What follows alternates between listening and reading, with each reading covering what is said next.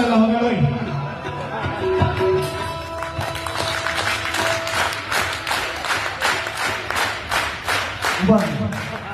બેનો વગાડો